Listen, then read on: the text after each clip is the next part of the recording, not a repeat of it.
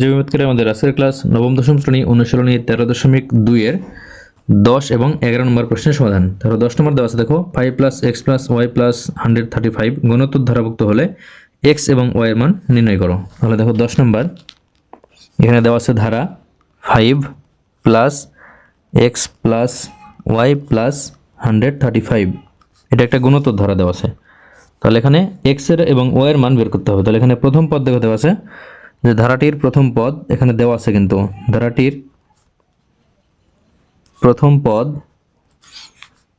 a সমান দেখো 5, এখানে দ্বিতীয় এবং তৃতীয় পদ নাই কিন্তু চতুর্থ পদ দেওয়া আছে। তাহলে আমরা লিখব চতুর্থ পদ। তাহলে ধারাটির চতুর্থ পদ, তাহলে চতুর্থ পদের সূত্র হচ্ছে a r⁴ - 1 সমান হচ্ছে 135। প্রথম পদ এখানে কিন্তু কোনো সূত্র প্রয়োগ করার প্রয়োজন নাই। তাহলে আমরা এখানে এর পরবর্তী যেগুলো পদ হবে আমরা যততম পদ হবে এর মান তত লিখব। তাহলে এখানে চতুর্থ পদ যেহেতু আছে দেখো 1 2 3 4, তাহলে 4 নম্বর পদ এটা বা চতুর্থ পদ এটা, এই জন্য চতুর্থ পদ a r⁴ - 1, তাহলে বা a r³ এখানে 4 থেকে 1 বাদ দিলে 3 সমান 135, বা এখানে আর a এর মান কি দেখো, a এর মান হচ্ছে 5, তাহলে 5 r³ সমান 135 বা r³ সমান 135, আর এখানে 5 গুণ আছে ডান পাশে আসলে ভাগ হবে। তাহলে 135কে আমরা যদি 5 দ্বারা ভাগ করি তাহলে দেখো আমরা কত পাবো, এখানে 135 ভাগ 5 তাহলে 27। তাহলে এখানে r³ সমান বা r³ সমান হবে এখানে 27। তাহলে যেহেতু 27 আসছে তাহলে আমরা এখানে কিউব নিয়ে আসতে পারি, এখানে 3 কে কিউব করলে কিন্তু 27 হয়, তাহলে r³ সমান 3³। তাহলে এখানে দেখো পাওয়ার দুটি সমান, তাহলে আমরা পাওয়ার যেহেতু দুটি সমান আমরা পাওয়ার বাদ দিয়ে আমরা বেস দুটি সমান লিখতে পারি। তাহলে বা r সমান এখানে 3। তাহলে এখানে r এর মান আসলে এখন আমরা বের করব x এর মান এবং y এর মান। তাহলে x টা কি, x হচ্ছে দ্বিতীয় পদ আর y হচ্ছে তৃতীয় পদ। তাহলে আমরা লিখব সুতরাং দ্বিতীয় পদ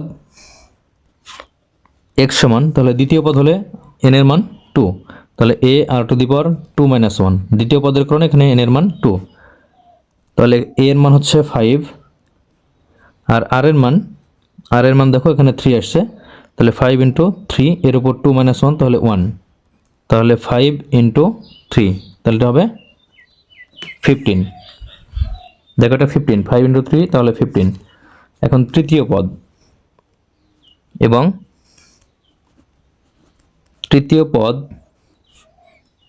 y সমান, তাহলে তৃতীয় পদ হলে a r⁴ 3 - 1, যেহেতু তৃতীয় পদ তাই n এর মান 3, তাহলে বা এখানে সমান a এর মান হচ্ছে 5 আর r এর মান আছে কত 3, তাহলে r এর মান হচ্ছে 3, এর উপর 3 থেকে 1 বাদ দিলে 2, তাহলে এখানে 5 × এখানে 3 কে স্কোয়ার করলে হবে 9, তাহলে এখানে 5 এবং 9 গুণ করলে হবে 45। তাহলে দেখো x এর মান 15 আর y এর মান 45।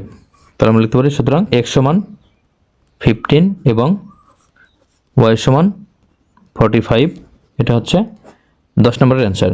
তো আমরা এখন 11 নম্বর অঙ্ক করব। তো দেখো 11 নম্বর এখানে আছে 3 + x + y + z + 243 গুণোত্তর ধারাভুক্ত হলে x, y এবং z এর মান নির্ণয় করো। তাহলে আমরা এখানে এই 10 নম্বরের মতোই আমরা এটা করব। তাহলে দেখো 11 নম্বর ধারাটি এখানে দেওয়া আছে 3 + x + y + z + 243। তাহলে এখানে ধারাটির প্রথম পদ হচ্ছে a সমান 3, আর এই যে আরেকটা যেটা মান দেওয়া আছে 1 2 3 4 5, অর্থাৎ পঞ্চম পদ হচ্ছে 243। তাহলে